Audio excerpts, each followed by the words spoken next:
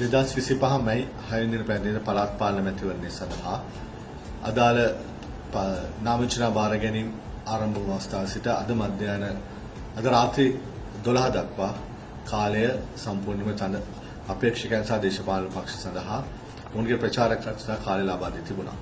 තුන්වෙනි දින අද මධ්‍යම රාත්‍රී 12 සිට නිහඬ කාලය ආරම්භ වෙනවා. ඒ අනුව අද මධ්‍යම රාත්‍රියේ පැය 48ක් කාලයක් නිහඬ කාලය සඳහන් කරනවා. ඒ අනුව මෙම කාලය තුළදී කිසිදු ආකාරයක වෙන ප්‍රචාර කටයුත්තක් සිදු නොකළ යුතු බව තම කරුණාවෙන් දැනෙනවා. විශේෂම මේ මැතිවරණය පැවැත්වෙන පළාත් පාලන ආයතන මට්ටමින් පළාත් පාලන 339ක් සඳහා පැවැත්වෙන්නේ. ඒ නිසා මීට අදාළ පළාත් පාලන 2017 අංක 16 දරන පළාත් පාලන ඡන්දයෙන් පන්තර අනුකූලව මේ කටයුතු කළ යුතු වෙනවා.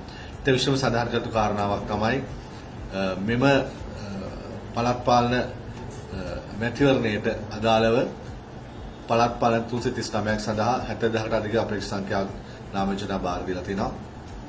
මේ අතරින් ඡන්ද මධ්‍යස්ථාන 13759ක ඡන්දෙ විසුසු දෙනවා 6 වෙනිදා උදෑසන. ඒ වගේම ගණන් කිරීම ශාලා 5783ක ගණන් කිරීමේ කටයුතු සිදු කරන ලබනවා.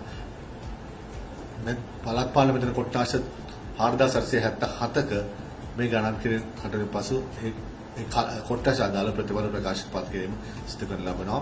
මෙසේ කොට්ටාශ මට්ටමේ සිදු කරන ප්‍රතිඵල ප්‍රකාශ කරන පසුව එම කොට්ටාශ වලට අදාළ ලියකිලි සියල්ල දිස්ත්‍රික් ලේකම් කාර්යාලයේ මේ පළාත් පාලන ආයතනයට අදාළ තේරීම් බන්ධනයට ලැබීම සැලසෙන පසු ඒ එක් පළාත් පාලන ආයතන අදාළව සමස්ත පළාත් පාලන ආයතනයේ එක් දේශපාලන පක්ෂ සහ ස්වාධීන කණ්ඩායම් ලබාගත් මන්ත්‍රී දුර සංඛ්‍යාව සභික දුර සංඛ්‍යාව සම්බන්ධයෙන් අදාළ ප්‍රතිඵල නිකුත් කිරීම දිස්ත්‍රික් තේරීම් බන්ධනයෙන් සිදු කරන ලබනවා. ඉන්පසු ඒ සියලුම තොරතුරු ප්‍රධාන කාර්යාලය මගින් ජනමාධ්‍යට ලබා දීමට කටයුතු කරනවා. ඉතින් අපි විශ්වම ඉල්ලා සිටින්නේ මේ නිහඬ කාලය අද මධ්‍යම රාත්‍රිය ආරම්භ වෙන යනුව නිහඬ කාලය ඔබට ලැබිච්ච දින ගාන වගේම ඡන්ද දායකයාට මේ දින දෙකක පැය 48ක කාලය ස්වාධීනව තමන්ගේ මතය තීරණය කරගන්න අවශ්‍ය පරිසරය පටපිටාව සකස් කර දෙන්න ගෞරවයෙන් ඉල්ලා සිටිනවා. ඒත් එක්කම ඔබ දන්නවා ඡන්ද ඔබට මේකට ඔබට නිල ඡන්දයන් නිපද ලැබී තියෙනවා. ලැබී නැත්නම් ඔබට පුළුවන් ඔබ ආසන්නම උපතපැල් කාර්යාලයේ ඔබට සාමාන්‍ය ලිපි බෙදීම් කරන උපතපැල් කාර්යාලයේ ඔබට අදාළ නිල ඡන්ද නිපද තිබෙන්න පුළුවන්. එහෙම නැත්නම් ඔබට පුළුවන් අපේ වෙබ් අඩවියට ගිහිල්ලා ඊට අදාළ නිල ඡන්ද නිපද ඔබට බාගත කිරීමේ හැකියාවක් තියෙනවා. ඒ මගින් ඔබට ඕනම් පිටපතක් ලැබ ගැනීමේ හැකියාවක් තියෙනවා. කෙසේත් වැදගත් වෙන්නේ නිල ඡන්ද නිපද තිබුණා හෝ නැතුව ඔබට ඡන්දේ පාවිච්චි කරන හැකියාවක් තියෙනවා. ඔබ පළාත් පාලන බල ප්‍රදේශවල ඡන්ද මධ්‍යස්ථාන ලියාපදිංචි ඡන්ද දායකයෙක් නම් ඔබට ඡන්දය ප්‍රකාශ කිරීමේ අයිතිය තියෙනවා. ඔබට අවශ්‍ය වෙන්නේ වළංගු හැඳුනුම්පතක් රැගෙන යාම.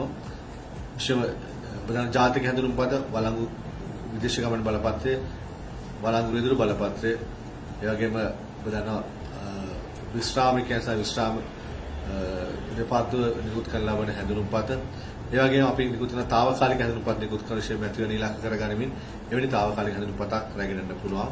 ඒතර මේ වළංගු හැඳුනුම්පත් ඔබ ළඟ තියෙනවා. ඒ රැගෙන ගිය ප්‍රමාණවත් වෙනවා. ඔබ තොරතුරු දැනගැනීම වැදගත් වෙන්නේ ඉතා පහසුවෙන් ඡන්ද මධ්‍යස්ථානයේ කටයුතු කරගෙන යාමට ඔබට හැකියාව ලැබෙන නිසා. ඒත් එක්කම අපිට ආබාධ ඡන්දය සම්බන්ධයෙන් කියන කාරණා විශේෂයෙන්ම දුෂ්ටාබාධය සම්බන්ධයෙන් මෙම පළාත් පාලන ආයතන 339ටම අදාළ සෑම ඡන්ද පොලකම ඔබට අදාළ අපි ස්පර්ශක රාමුවට ටැක්ටයිල් බැලට් එකක් ස්පර්ශක රාමුවක් අපි ලබා දීලා තිනවා. මොහුගේ ජාතික සහ පාර්ලිමේන්තු මෙතන වගේ ඔබට පුළුවන් දුෂ්ටාබාධයන්ට ඒ භාවිතා කරමින් තමන් ස්වාධීනව තනියෙන් ඉඳලා තමන්ගේ ඡන්දේ පාවිච්චි කිරීමේ හැකියාව ලැබෙනවා. ඒ වගේම තමයි චලනාබාධ තියෙන ඡන්දයන්ට පුළුවන් එම ඡන්ද මධ්‍යස්ථානයේ තුල ප්‍රවාහන පාසල සපයන දැනුම් දීලා තියෙනවා දිස්ත්‍රික් ලේකම්තුමාලාට. ඡන්ද මධ්‍යස්ථානයේ තුල ඡන්ද සලකුණු කරන ස්ථානය පිහිටා තිබෙන්නේ බොහෝ දුර පරිසරය ඇතුළත නම් කඳු වගේ ප්‍රදේශයක නම් අපි ඒ සඳහා අවශ්‍ය ප්‍රවාහන පාසල ලබා දීම සඳහා ඔවුන්ට අනුමත කරලා තියෙනවා. ඒ පාසල ලබා ගන්න. ඊට අමතරව ඔබට ඡන්ද මධ්‍යස්ථානය ළඟටම යන්න අවශ්‍ය නම් කලින් අවසර ලබා ගැනීමට එළිය කියු තිබුණේ සකස් කළා. ඒ ලබා ගැනීමේ හැකියාවක්